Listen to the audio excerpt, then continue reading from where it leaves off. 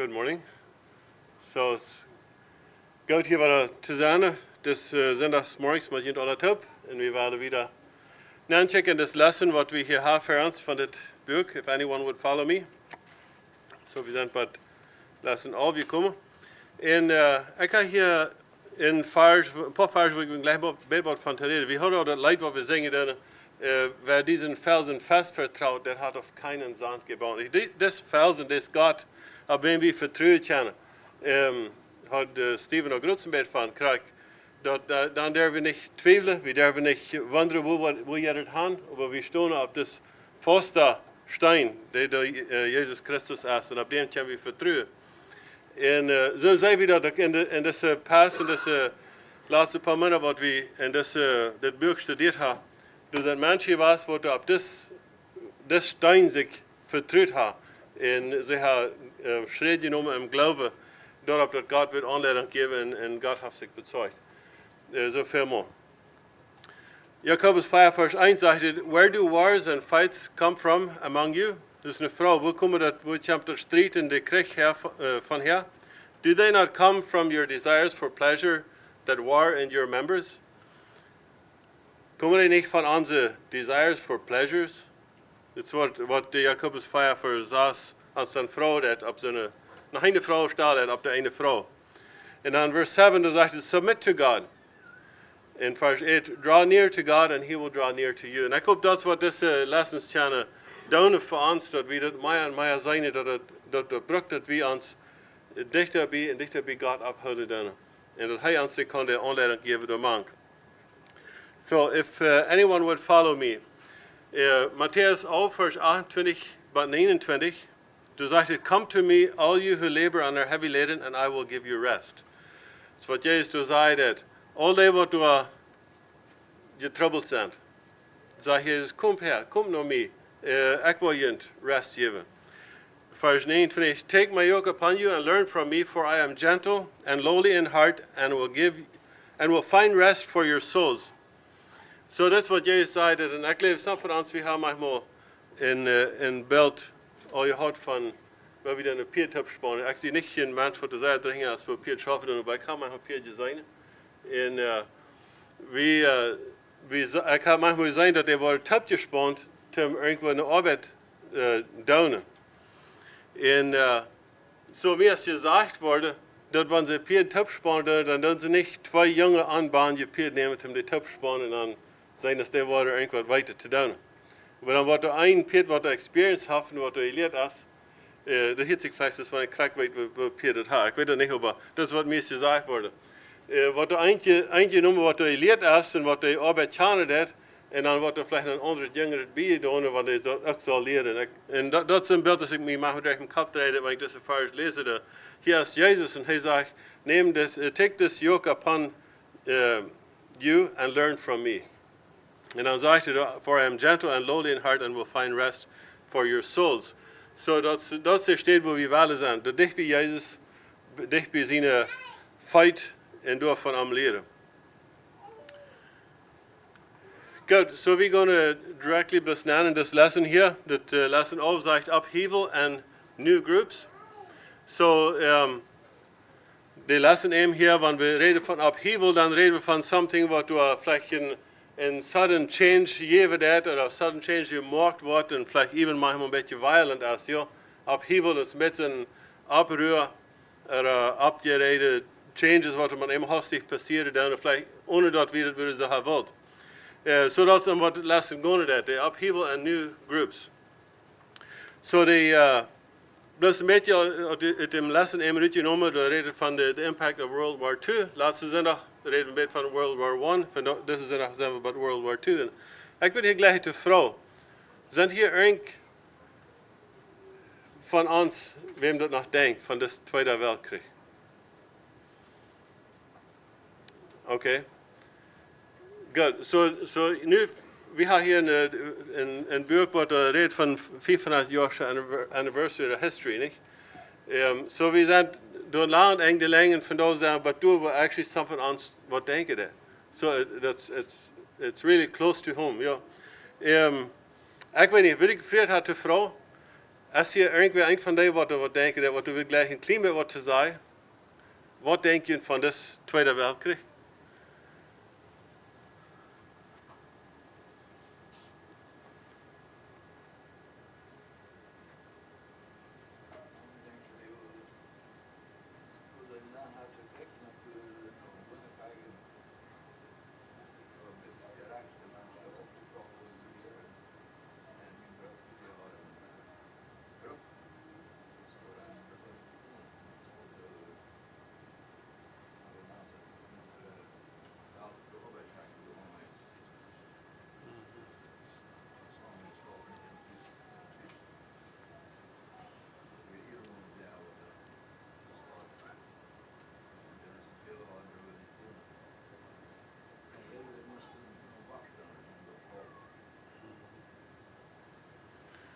Oké, zo doet jij hier, want we reden van de Tweede Weltkrieg, we reden veel anders als het een ding van lang terug, right?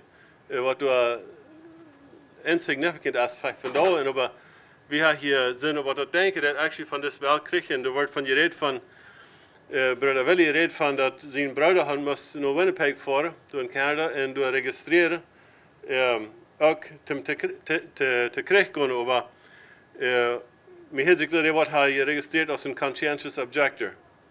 Dat hij niet om weer het jong geweest zijn gaan te gaan nemen, mensen dat scheiden, zo dan wordt dan plus een barst en je veert, dan moest irgendwo een barst schaffen, en dat is die geschichte wat mijn grootpapa mij ook maar verteld heeft, hoe hij door een barst geschaft heeft, als een conscientious objector. Some van die geschichten, die blijven mij halfweg klaar zaten wat hij mij verteld heeft. Aan de ovensvlek, want we doen het geweest bij anderen om dash en hij manchmal heeft verschillende, manchmal weer te lachen en nächstes Mal weer te raden, niet? Want de ding wat zij door beleven deden, zo. Broeder Willy heeft een broeder gehad, hier zich mezelf wat als kunnen registreren en die heeft een brug gehad, zo. Ik geloof, die wat zich gevraagd heeft voor zijn brug, dat maar niet.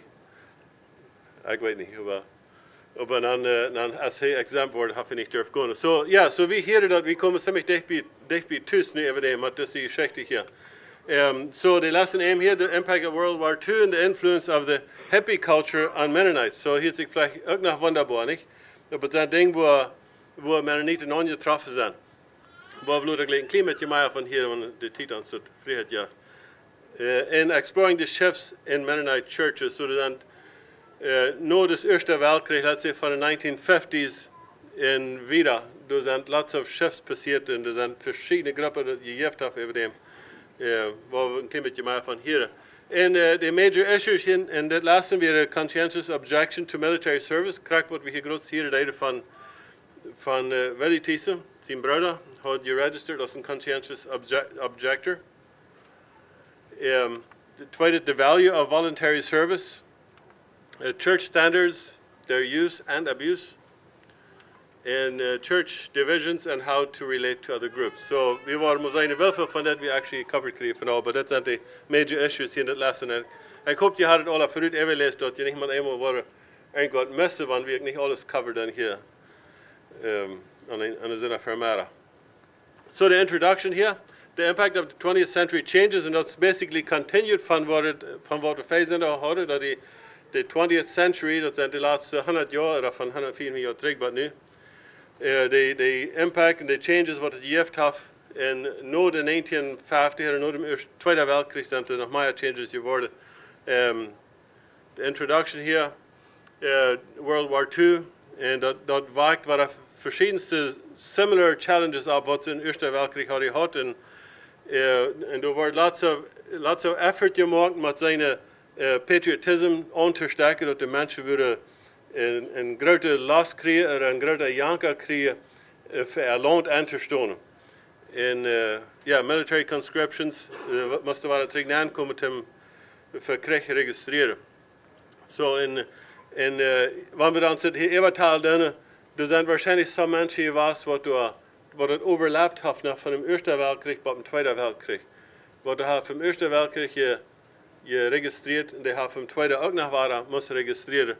Maar dus de jaren die aangegeven zijn, dan kan het leicht zijn gegeven hebben. So I guess voor zo'n waar bijzonder zijn en kan het leicht zijn een extra kampje was. Anti-establishment movement. zodat het hier een beetje langer wordt, waren anti-establishment. Maar have maar te doen met yang dat gaan wat de established authority is. Let's say yang church or a yang elder or a yang government anti-establishment movement. That's wat het chapter nog een beetje aanvoert dat. En waarschijnlijk maar te doen heeft, wanneer mensen man eenmaal meid worden, onder de authority wat ze leven doen en ze zich daar veilig naar uit verregelen somehow niet. En dan man eenmaal wordt stelt zich gang aan en dat is de anti-establishment movement. Goed, dit eerste World War I. This World War II. Ik hoop ik verred me niet te veel. 1939 bij 1945. Dat is de tijd wat de krijg werd. Ongeveer more or less 20 jaar nadat dat de Eerste Weltkrieg werd. En zo de mensen worden terug aangeroepen te registreren. En als de krijg heiter wordt, dan worden mensen opgeroepen, alle van 18 tot 44 jaar waren. Die werden required to register. Eerst aanvankelijk werd het niet ganz een lange age gap en dat wordt even extend, nadat de krijg een beetje heiter wordt. So, World War II, 1939 to 1945, and all males 21 to 35 had to register. Dat was de eerste groep, en dan even deed het expanden naar 18 to 45 waren. Dus krijgt het de Eerste Weltkrieg. So, met die jaren kunnen we dat zijn dat het weer kunt nog overlappen bij some. So, and unlike World War I, COs were exempted from combat. So, in de Eerste Weltkrieg weer lots of trouble met. Ze wilden wel even de CO's alle maken te krijgen. En hier werd het van 14 aan betalen zodat ze kunnen registreren voor een conscientious objector. Dat jengem gewassen weer te krijgen. So, wordt het opgemaakt daarvoor. En het wordt de verschillende responsibility gegeven. We hadden eind van die weer weet om nodig enkel voor waar het ijskoud weer en dus dat ze een bas schaffen, halt zo en wat allemaal al. En er weer nog lots of andere steden, helemaal weit af van thuis, waar die mensen dan schaffen moesten. En op de wordt ook helemaal zijn nooit gecheckt, met schappen ogen, wanneer we registreren komen als een CO, dan wordt je gecheckt, heeft dus mensen criminal records, of heeft hij records wat er niet guldig laten. En dan dat even aan houden, zo, er wordt gecheckt, als dit mens dat hij dus vandaag registreert als een CO, dan heeft hij dat in de past ook bewezen dat hij een conscientious objector wil zijn, het is een step. Nummer 5, serving as CO. Hier in dat boek waar we hier bij de vinger zegt, dat veel van de CO's die schaft als orderlies in hospitals, dat heeft dus met met de helpers zijn voor de nursen en dokters en wat allemaal dingen. So lots of mannen krijgen op de universiteit arbeid staan in de hospitalen en ook op andere steden. En de wereld zich weer van thuis schaffen deden. Ik heb er ook veel erop aangekomen dat deze jonge mannen die hadden niet meer connection met de kerk thuis en niet met de groep, die werden weggeschakt van zo en helemaal een als afgekomen van zijn geloof daar in stad. Some van die hebben ook in hospitals schaffen de mental health care, dus we hier bij lezen helemaal zeer terrible conditions en je was. So ja, dat is een beetje van de World War II. So hebben we hier een vrouw even comments.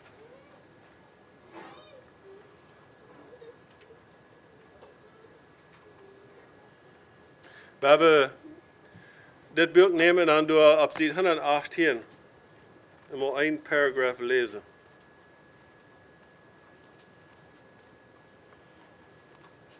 Krijg je een beetje wat we hier groot hebben, daar hier nummer side 118.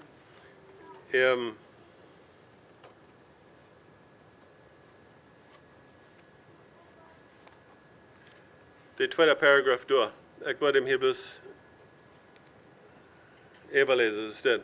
Meanwhile, as conference Mennonites turned their attention away from maintaining lifestyle practices, they began to focus on issues of peace and justice. including anything from humanitarian aid for unprivileged people to participating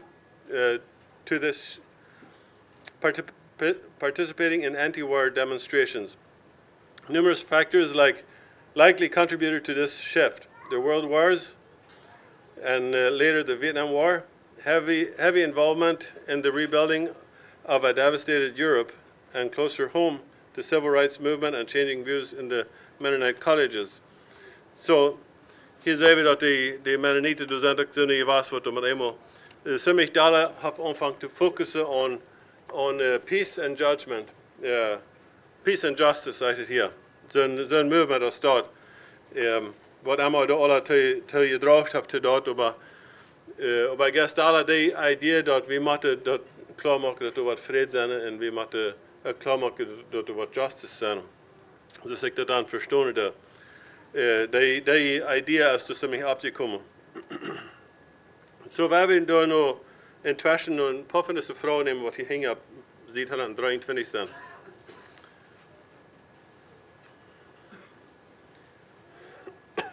De eerste vrouw, en hier we krijgen we een beetje wel comments te geven to deze vrouw. How are the peace and justice emphases of mainline Mennonites different from the traditional understanding of non-resistance? Nu weet ik niet of we hier genoeg hebben van de peace and justice, als hier wat genoeg bijna zijn om deze vrouw beantwoorden. Maar wat heb je danken daarover?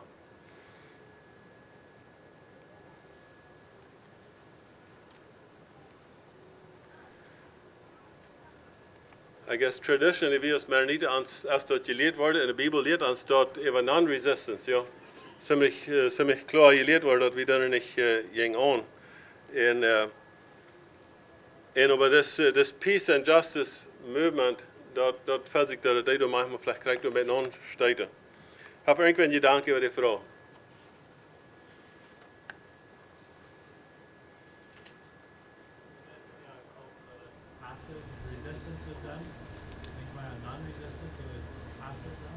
Passive resistance, weet je daar een downshift over dat? Ik kan van gebeuren waar yang fat. Een little bit the feeling here that people run the yang fat of make them gone. Okay. Leider dat hem vooruit en vieren als dat met krijgt rekenen loten.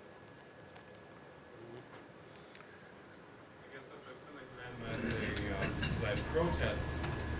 Dort wird verhöckt. Vielleicht nicht immer non-resistance sein, aber vielleicht hast du da passive resistance, like the passive resistance, like it's not a bit you know, when to protest the donut. So, aber es muss nicht sehr aggressiv, es muss nicht sehr, wenn wir das von Front und Work live. Und aber wenn da etwas wie Russland, wenn nicht, vielleicht alle Männer nicht über das ist die Stille im Land, die wir bekommen sind. So, as for how we have an issue was the peace and justice. Like as I say, wenn wir die Mindset von Stille im Land gehabt haben, dann wird das ganz was das wird sein. Protesting and the peace proclamations, whatever, that are put on you last. Dort wird that's a twice positions channel.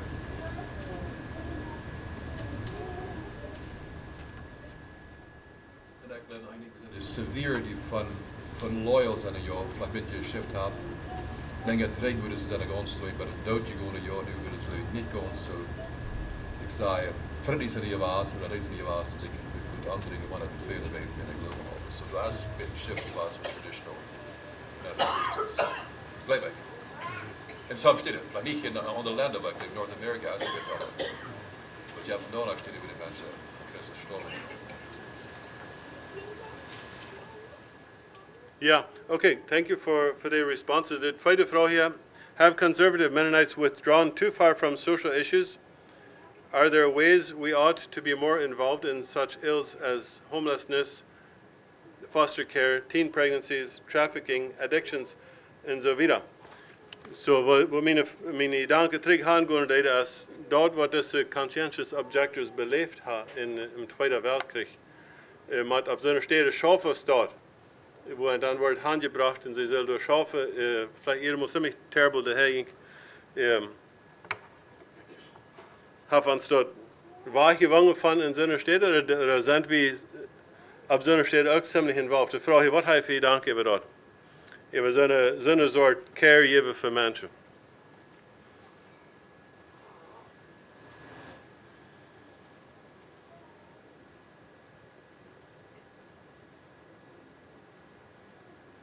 Eigentlich ist die Emphasis on so eine halbe wat niet zichzelf schrijven, ja, even met show. Ik denk dat het lied herkomt van Salvador, die krijgt er weer. Die komen vrouwen als die willen wel helpen en onze mensen willen zoveel in Jane komen motiveren. Oder andere in de dorpen helpen met uiterlijke dingen. Vielleicht een routeletting aanleiden, oder een wijk fixen, oder een masker geven, oder whatever. Alles wij te zijn in vrede kunnen promoten. Ja, en veel van die dingen die dragen probably daartoe dat het niet ganz zo hard aan deze dingen aantreffen dat eventually wanneer de mensen wat care en lijf bewezen vooruit verder wat een slimme stap komen dat. Goed, we hebben weer de nächste Mennonite Central Committee MCC. En ik geloof some van ons zijn vielleicht alle bekend met dat als andere. Ik zie niet sehr bekannt met wer MCC krijgt als ik haar niet filmen, maar dat die dan niet had, maar die hebben mij eenmaal gecontact. En dat had met te doen dat we weer in Canada waren en we hadden voor welke documents applied somewhere. En na een jaar of twee wil ze documents vorig weer, hadden die lied onze contact information verloren. En die vangen het niet meer aan. Zo weer ze naar MCC gegaan en hadden gevraagd dat ze dit maand voor het jaar nog vingen. En dat traf ganz bij ons. So, zoveel connection als dat had gehad met de MCC. So the origin of MCC, je hebt nu bij een ander thema hier.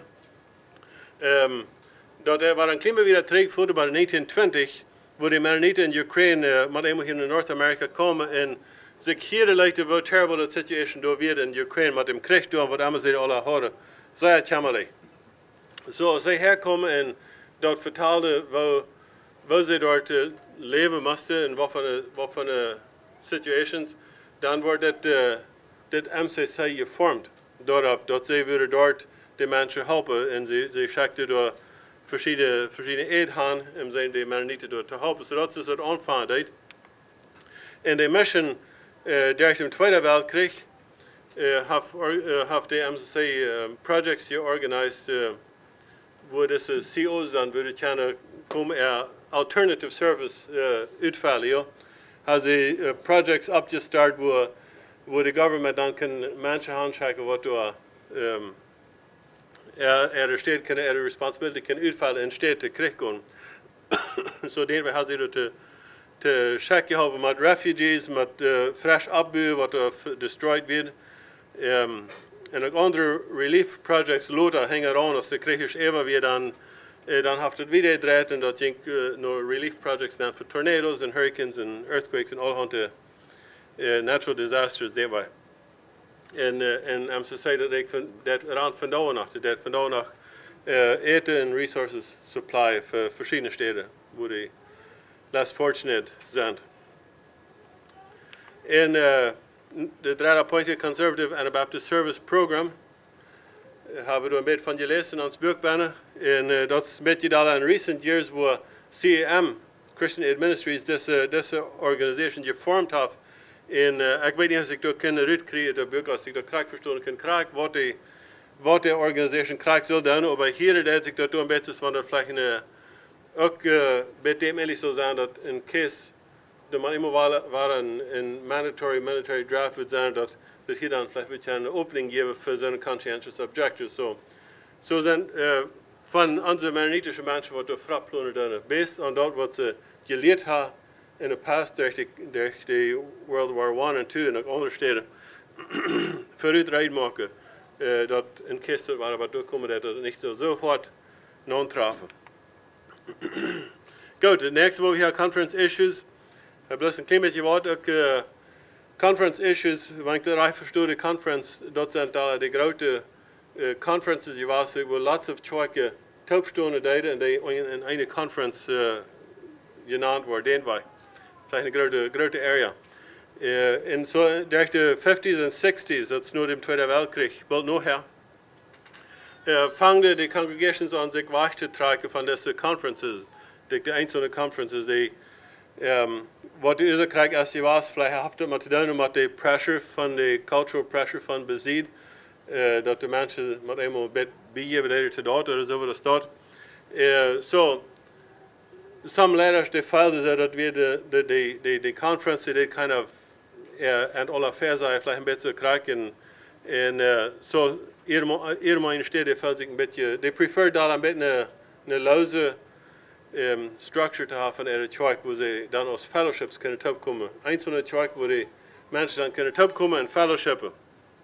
En we hebben hier ook nog, oké, nou worden hier niet lezen, dus op de 120ste ziet, door gelijk zei je dat al die listen, lange listen, ik geloof dat ze maar vielleicht maar een part van de les wat er actually wird zijn. Aber dat zijn al die verschillende kerken dan opgenaamd, waar de een beetje haar geschäft hebben. En ik geloof dat zo aanvankelijk van zijn tijden voor de major issues dat de kerken shiften in verschillende directions en dat zou zijn wat er passiert is. Niet bloos in de 50s en 60s, maar later ook nog. Fang du daar vielleicht aan en ganz wat van daar nog. Dat je van deel chefs maakt de Mennonitische kerken. En ik guess du wil je een vraag overstellen over dat, wat zal het er zal het de staat, of zal het niet zo, of wat wordt aanbod zijn voor zijn staat? Dan hebben we nog some other movements. De hippies is een van die,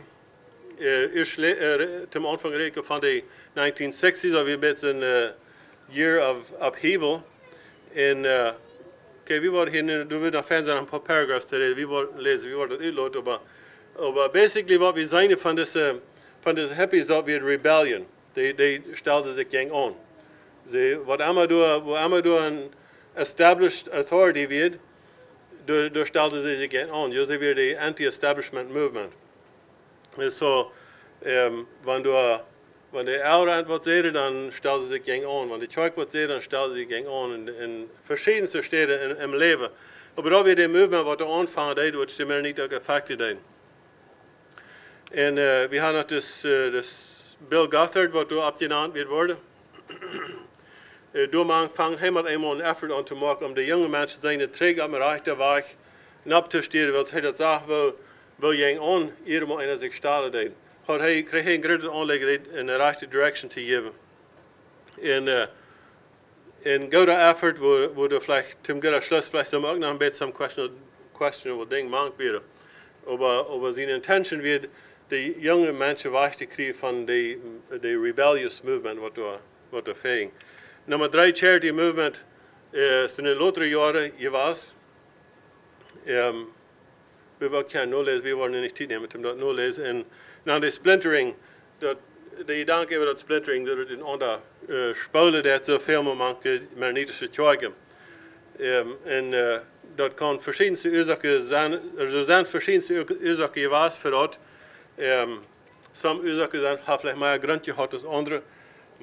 Manchmal heeft het te doen met simply dat de leadership clashes zijn vielleicht einmal. Aanleiders ik niet verstaan kan, einer op de nächste. En so hier willen we ons de vraag stellen, wat is de aanbod te zijn stad? Als dat is God dat je regent hebt, dat de kerk bloos einmal waar splitten zullen, dat het meer zal geven, oder heeft God, wil God dat je vallen, wanneer we alle top in unity willen kennen, in eenheid. So we zijn mensen, we hebben verscheidenheden, en dat braucht manchmal wat, omdat we de lijn komen dan. En door geloof ik, wanneer we teruggaan naar Matthew 11, vers 28 en 29, wanneer we top gespannen zijn met Jezus Christus, dan geloof ik als een positieve weg voorwaarts. So. Zijn er een vrouw?